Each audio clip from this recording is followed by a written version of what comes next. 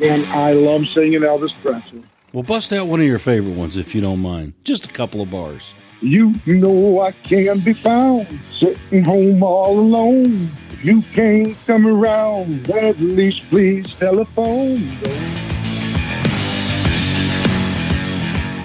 Welcome to Six Figure Trucker, the podcast where we share advice on how to be successful in trucking and have fun while doing so. We'll share stories, news, and advice on how to earn six figures in trucking, and we'll speak to guys and gals that are already doing so. Let's get to the show.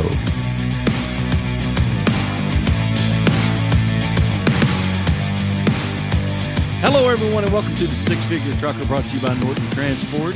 And you know, if you listen to this program each and every Thursday, it's where we elevate and celebrate the drivers, the ones that make the wheels go round and round for Norton Transport. They're an integral part of our business, obviously, what they do, and we are certainly grateful for everything they do. And last week, you heard from Richard Plumb talking about his successes as a driver for us. He's been with us since September of 24, and he has a 100% on-time percentage. He's perfect for this month, for this quarter, and we are certainly proud of that.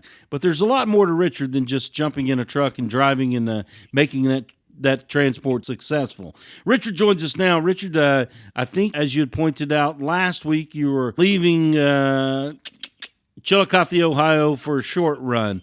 Now, let's talk a little bit about short runs versus long runs. Most all drivers prefer the long ones because the money's better. What about you? Do you see a balance between the two? Yeah, I mean, for me, the balance is I like a shorter run. It just affords me a little bit more downtime, and I like that. I am not opposed to going out on the long runs. They do pay better, but the longer runs I won't lie, they're harder. It's just you're on the road more, and that's a hard place to be in this industry, is on the road. Now, you live in Janesville, Wisconsin, right?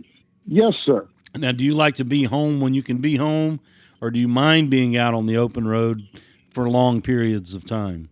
I am not in Janesville very much. I don't make it back there much at all. I'm mainly on the road. I like being on the road. Gotcha. Now I am getting ready to move. I'm looking to move to Kentucky. It's a very central location, and it's a good location for this industry. What part of Kentucky are you looking? I'm trying to find a semi-flat part of Kentucky, which is hard. I know Kentucky's mountains, but I'm looking to buy land, and I'm looking to buy substantial land, but I don't want to have to go out and climb a mountain to enjoy my land. I gotcha. Now, speaking of land, you had shared with us before you joined us last week, you're a man who loves the outdoors. I love the outdoors. Yes, I am a tree hugger. Gotcha. Now, what about the outdoors strikes your fancy? I mean, what makes it so appealing to you? John, it's just a peaceful place to be. I guess if I want to get deep, I will say that it's a place that you can feel incredible energies and not be judged. And when I say that it's deep, I mean, everything out in nature is alive. Everything is living, and you don't get judged by it. It's just a peaceful place to be. That's well said. Richard Plumb joining us here on the Six Figure Trucker, brought to you by Norton Transport. Richard is a man who loves the great outdoors, and we were speaking earlier, actually in between these two episodes. You are somewhat of a hunter, somewhat of a fisherman, at least in your younger days. Yes. Yes, it's something that I've gotten away from. I was brought up and raised on it. I enjoyed spending that time out in the woods with my brothers and my father, but it just seems somehow or other in my later years, I've gotten away from it. And it's something I'm working very hard to get back to that connection. I would imagine there's good hunting and fishing up in Wisconsin. I have never got to do that up in Wisconsin, but there is amazing hunting and fishing in Wisconsin, yes. Okay. Well, I would think that you would see the same type of opportunity in Kentucky when you move there. That's one of my goals. When I say I'm looking to buy land, I mean, I'm looking at places in Kentucky that have 100+ acres. wooded and rough and, rustic places. Well, good luck in finding that place. Kentucky is a beautiful state, and particularly if you like horses, racehorses, you will see them as you drive through I-75 or on I-75. Once you get into about central Kentucky, going north, you'll see the horses from the highway. It's quite a fascinating sight. It is an amazing sight. The ranches, I guess you would call them, that the horse ranches that they have there. I mean, I have driven by many, and they are just amazing how beautiful they are. Now, speaking of beauty, you had shared with me before we got on the Six Figure Trucker, painting is one of your big hobbies. Tell us first how you were introduced to painting. Well, my mother was an artist, and I grew up watching her. And she started teaching me. Now, my mother has passed, so those lessons kind of stopped, of course. And then I found Bob Ross, literally found Bob Ross, and got interested in watching his shows, and I consider him my second art instructor.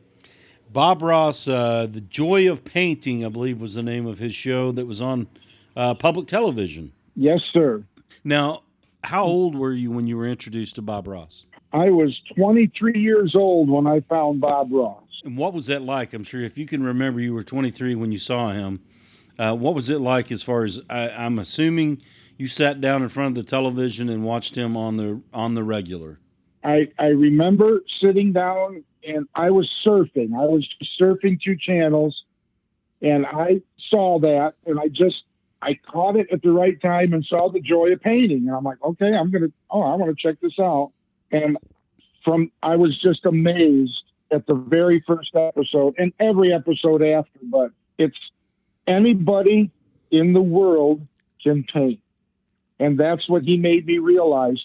It's not hard. It can be easy, and it can be enjoyable. Do you still paint to this day? Not as much as I'd like to, but yes, I do still paint to this day.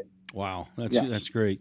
How many paintings do you have? Do you have any framed that you're really happy with? Some that you framed up, that kind of thing? I've got 2 paintings. I've done a lot of paintings. I've got 2 that I've kept, and the rest of them I have literally given to family and friends as gifts. And hey, I just did this. Are you interested? Do you want it? And yes, I give most of my stuff away.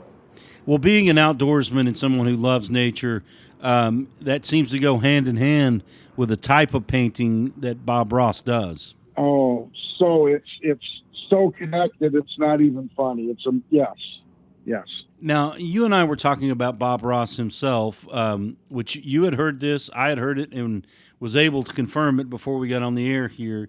It's hard to believe when you look at Bob Ross, but he was a drill sergeant. I cannot imagine that man being a drill sergeant. The only Bob Ross I ever knew was the gentle, soft-spoken. Let's put a happy tree here or a happy cloud, and I can't imagine him being a drill sergeant. Well, I had heard that and wanted to dive a little deeper into it, and he was actually a drill sergeant in the Air Force, and he was in the Air Force from 61 to 81. And from what we were able to discover, being a drill sergeant and yelling at other enlisted men bothered him personally. So he left in 81 and realized that he could use his voice for a different objective. And that came about, and that's when he kind of fell into his painting and instructing others to paint. And for you, as a follower of Bob Ross, is his voice as important as his painting? Yes. To me it is, yes. He is just captivating to me. I guess I would say in this world, I call this a hard, rough world. It just is. But he was an incredibly soft, gentle voice in this world. And that's something that is refreshing to see, personally speaking. I mean, a soft, gentle voice and a soft, gentle person in the world that we live in today. And, that's kind of unique or maybe ironic that he came out of the military where he was barking orders, and now, up until his passing, he was sharing his passion with everyone else. Right. The one thing that really struck me about him is in his gentle nature is just, you could tell he enjoyed teaching, because that's what his show was. That's what his show was all about, teaching the techniques so anybody can paint. And I've proven that with people. I've had people say to me, I wish I could paint. I'm like, you can paint. They're like, no, I can't paint. I can hardly hold a brush, And I have gotten a chance to take those people and sit down, put the equipment and the tools in front of them and show them. And in just one session, have those people turn out what I considered amazing paintings for, the first time he ever painted something. Mm-hmm. And he did this kind of thing with 4-inch paint brushes, 2-inch paint brushes. He did these kinds of things with paint brushes that you paint your house with. That's amazing. And so I'm assuming you paint oil. Yes, I paint oil. Yes. And what for you, when you finish a painting and you stand back and you look at it, how would you describe that feeling? I hate to say it like this, but it's just joy. What it's the joy of painting. When I will think about it every time. I will stand back or maybe leave that room and walk back into that room and see that painting, and it just makes me happy to know that I did that. That's fantastic. You're listening to Richard Plumb here on the Six Figure Trucker, brought to you by Norton Transport. Richard is a truck driver who's been driving since 2018. He's been with Norton Transport since September of 24, and he has a passion for painting. And Bob Ross was his second teacher. His mother was his first. But in addition to painting, you and Bob also have something else in common. Bob served this country, and you too, Richard, served this country. Yes, sir. Yes, sir. I served in the Navy. Tell us a little bit about your days in the Navy, when you were in, and what you saw. I joined the Navy because of one of my uncles. My uncle was in the Navy. I idolized him. Of course, I loved him. And I just remember as a young boy sitting around hearing his stories. And that's what made me, I wanted to serve my country. And that's what made me choose the Navy. Speaking, you were in from, let's see, what was it, 87 to 94? Yeah, 1987 to 1994, yes. Of course, you and I were talking about it during that time frame. There was the first Persian Gulf War, but you did not see action there, but it was close. It was close. I watched, they had a list on the base. I was serving my reserve duty at this time, active reserves. And I was 32. I was 32 on that list to get sent out and shipped out. But my tour ended, and I was checked out of the Navy before I got sent away, and they never called me in. Gotcha. You were talking about your uncle and some of the stories he shared with you that made the Navy appealing to you. I'm sure you have some other fond memories and stories from the Navy. Do you care to share one with us? Well, the favorite story about my uncle is he was a signalman on the ship. So he used flags and semaphore and Morse code with the lights. And he was receiving a message from another ship, and he didn't understand it, and he sent a signal back slower. So the person slowed down in sending the signal. He didn't get it. He asked him slow. By the time it was all done, he was working his light like click, click, click, and just a snail's pace for a signal. And the commanding officer of the ship came up and his name was William Saltmarsh. And he's like, Saltmarsh, what's going on? And he's like, I don't understand this word. And he's like, what word? He goes, I don't know what a bugle is. The person was spelling bugle. But in his mind, it was bugle. His mind was perceiving bugle, and he literally couldn't understand what he was talking about. Oh, that's a classic story right there. That's a classic one. What about for you? What for one of your stories that you'll cherish? Well, I'm going to say the most memorable story for me was the very first time I was boarding. I was stationed in Virginia Beach, Virginia, and I was attached to VF-103 fighter squadron, and that squadron was attached to the USS Saratoga. And the first time I was getting ready to go out to sea on the Saratoga, I've seen pictures of aircraft carriers, of course, but I'd never seen one in person. And I remember standing in line and looking at this ship that was 1,000 feet long. They're massive. And just in awe and amazement, and just talking to other people in line. And a first-class petty officer standing behind me heard me talking. And he said, "Oh, man, well, this is your first time getting on the Sinking Sarah?" And I just turned around and looked at him. I said, "Excuse me?" He says, "Yeah, this is your first time getting on the Sinking Sarah?" And I said, why are you calling the ship that? Why? I don't want you to call the ship that. The story behind that was the Saratoga sank 3 times, but luckily it sank while it was in port. So it just took on water and settled down to the bottom. So, not completely submerged under the water, but that was the history behind that story. And I really didn't like it when I'm getting ready to go out into the middle of the ocean on it. I can imagine. You're like, thanks. Thanks for that. Right. Do you stay in touch with your naval, your comrades from back in the day? I have several friends that, this is one of the reasons I'm thankful for Facebook, because I lost contact with a lot of them, but I've been able to reconnect with a lot of them, and it's a pretty neat feeling. It's I served during peacetime, but it doesn't matter. There's a camaraderie, there's a brotherhood there. Peacetime or not, my job that I did, being on that ship is dangerous. No matter what your job was, it's dangerous. Sure. But I enjoy, yes. I've reconnected with several of my friends that I served with, and it's really awesome. Have you had an opportunity to see any of them in person? I've only got to go see a couple of them. I guess I hate to say this, but life gets so busy.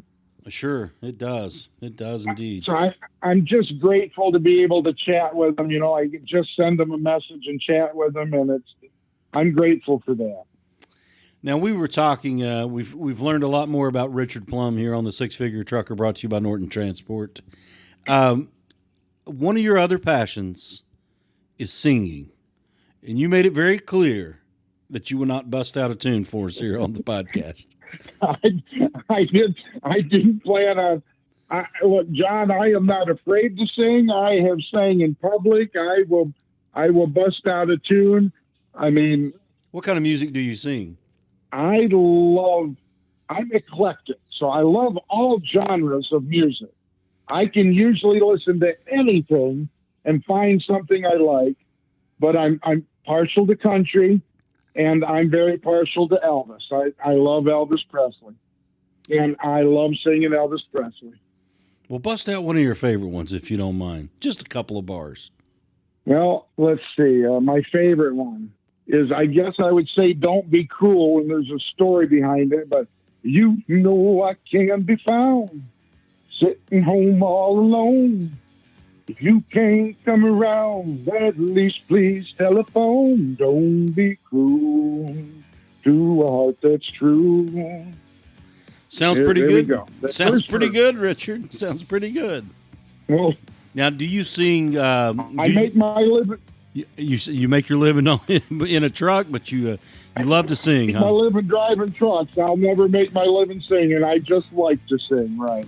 Do you do the karaoke at karaoke bars or whatnot? I do karaoke, yes. John, I catch myself singing. I've been in stores before and just not even realized it, but maybe shopping or whatever, and then the next thing I know, somebody's saying, "Well, oh, that was really nice. I really like that." And I just don't even realize I'm doing it. I just do it. If something pops into my head, I sing it. Just secondhand. It's just secondhand, right. Absolutely. Well, Richard, thank you very much for joining us again here on the Six Figure Trucker and sharing your passions with us. And, when you get a chance, we talked about in the first episode, Cornflakes, also known as Carson, your dispatcher. Has she seen any of your paintings? No. Well, if you got a picture of one, clip it, take a shot of it, send it to her. I'm sure that would make her day. I will do some digging. I'll send it. I'll either send it to Cornflakes or Sunshine. Okay. Courtney is Sunshine. Gotcha. Richard, thank you so much for joining us. I deeply appreciate it. Thank you, John. I appreciate everything Norton does. All right. Well, have a good evening and be safe out there on the road. All right. Thank you. Six Figure Trucker is brought to you by Norton Transport. Norton Transport is a drive-away trucking company that customers can rely on. It offers excellent independent contract driving opportunities to professional, courteous, and qualified drivers that can provide the kind of service we deliver. If you're interested in learning more about Norton or just want to subscribe to the show, check out 6-figuretrucker.com. That's 6-figuretrucker.com.